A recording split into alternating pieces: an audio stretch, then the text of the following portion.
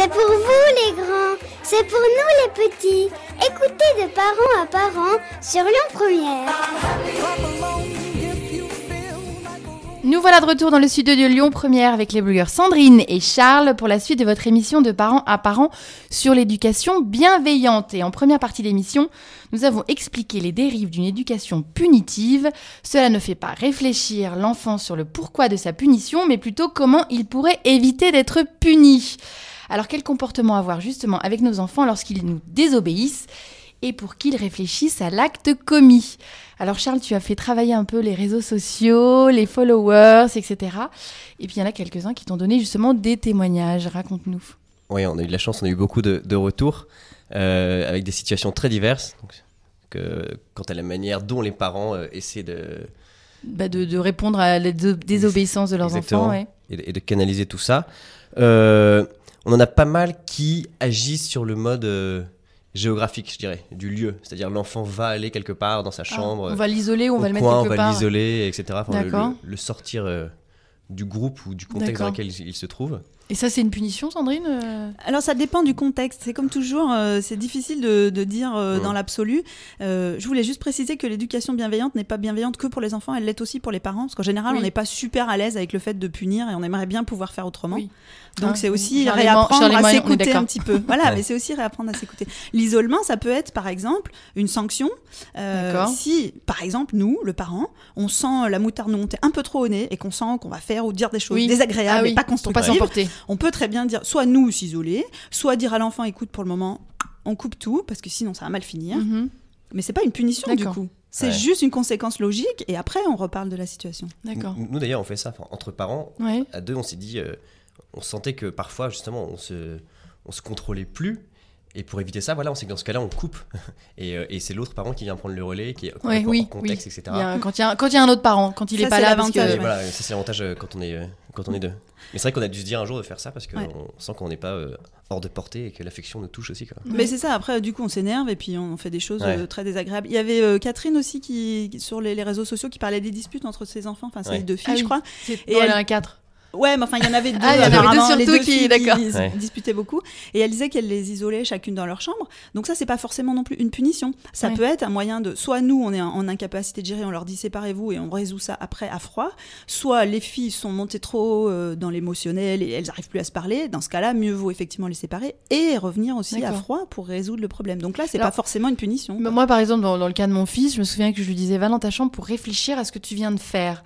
Le problème, c'est que je pense qu'il s'amusait bien dans sa chambre et que je suis pas sûre qu'il réfléchissait beaucoup. Alors peut-être en jouant en petite voiture, mais il faudrait faire quoi ? Il faudrait les mettre aux toilettes. Plutôt que de les envoyer réfléchir, simplement, il y a une question super intéressante que même par exemple en classe, les enseignants peuvent utiliser. C'est à ton avis, comment est-ce que je me sens là ? Quel est le problème pour moi ? D'accord. Et d'engager la discussion, parce que ça permet de voir ce que l'enfant a compris du problème. D'accord. Il y avait un autre témoignage, je ne sais plus qui c'était, qui disait effectivement ils avaient une chaise à réfléchir et l'enfant ne pouvait sortir de là qu'à partir du moment où il était capable, voilà c'était Romy, à partir du moment où il était capable d'expliquer quel était le problème. Ça c'est chouette. D'accord. Alors après c'est pas forcément... Féliciter Romy, hein, chat. Mais c'est pas forcément le mettre à l'écart ou tout. Voilà. Et Romy elle vient d'avoir une petite fille, hein, donc maintenant hop elle va pouvoir le faire avec la petite fille. Bravo, la chaise est pas forcément indispensable, c'est-à-dire qu'on peut amorcer la discussion en disant là moi ça va pas, à ton avis c'est quoi le problème pour moi ? Parce que ça incite l'enfant à réfléchir aussi par lui-même. Mais là ça pose une question d'âge aussi. Oui. C'est valable qu'à partir de 4-5 ans j'imagine. Oui, puis jusqu'à un certain âge aussi, parce que je pense pas qu'avec ma fille de 17 ans ça marcherait. Hein. La chaise. Si. Sur la chaise ? Non, pas la chaise. Elle va pas rester sur la chaise. Hein. La chaise non, mais à ton avis qu'est-ce qui se passe ? Ah oui, bien sûr. Oui. Non, mais pas le coup de la chaise. Il y a d'autres exemples comme ça, Charles ? Et ensuite on a d'autres registres, mais là pas forcément des sanctions voulues à l'origine, mais les parents qui hurlent ou qui même peuvent finir par taper, etc., sans que ce soit forcément voulu. Ça, mais voilà, les situations ça, c'est la carte de fidélité. débordent. Oui, non, mais ça, on reprend l'émission sur la crise, en gros. Mais c'est lié. Parce que je suis en crise, mon enfant m'énerve. Et alors, la récompense dans tout cela, parce que qui dit punition, sanction, il peut dire il est positif, alors si je fais tout bien... faut pas être trop sage, j'ai bien compris, mais... disons que pour moi, le système punition-récompense, ça va ensemble. C'est-à-dire que si on décide d'abandonner la punition et d'être sur une éducation responsabilisante, on ne peut pas récompenser. D'accord. Par contre, ça ne veut pas dire qu'on ne va pas valoriser, qu'on ne va pas amener l'enfant à prendre conscience des compétences qu'il a, voilà, mais on ne récompense pas. C'est exactement comme la punition. Moi, j'ai une évaluation, je la mets là. Ouais. Ah oui, d'accord. L'enfant, il l'aperçoit là ou inversement. On est dans la même échelle de valeur pour la récompense. C'est exactement pareil. Oui. Et alors, il y a une étude qui est sortie il n'y a pas longtemps qui montre, par exemple, que trop valoriser, récompenser, ouais, c'est bien et tout ça, des enfants qui n'ont pas confiance en eux, dégradent leur confiance en eux. Qui est assez logique, mais on n'a pas le temps d'expliquer. Ah ouais, d'accord.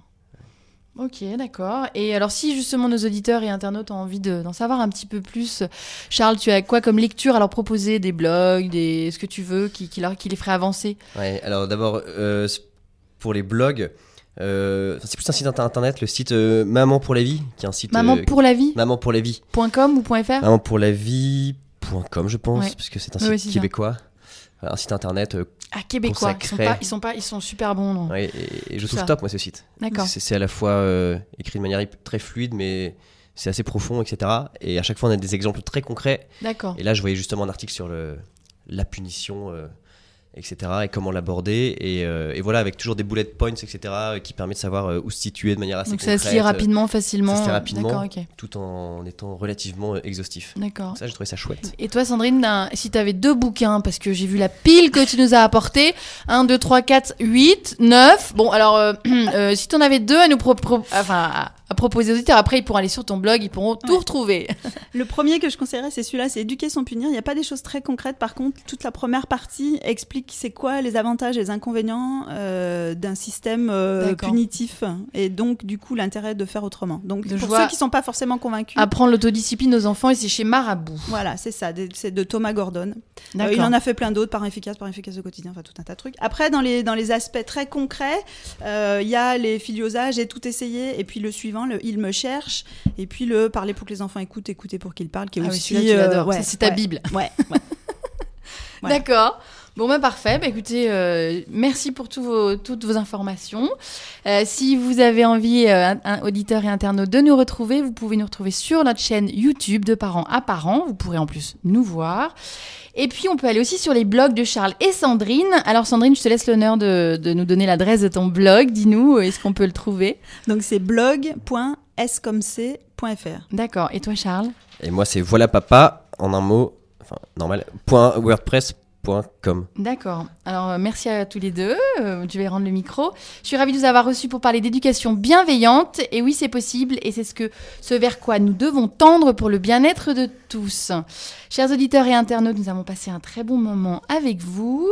À la semaine prochaine pour une nouvelle émission de Parents à Parents sur Lyon Première. Nous vous parlerons d'éducation genrée. D'ici là, amusez-vous bien et découvrez nos têtes d'enfants sur notre page Facebook de Parents à Parents. Au revoir à tous et à très bientôt. Sandrine et Charles sur les ondes de Lyon Première. Au revoir Karine. Merci beaucoup, au revoir. Bye bye.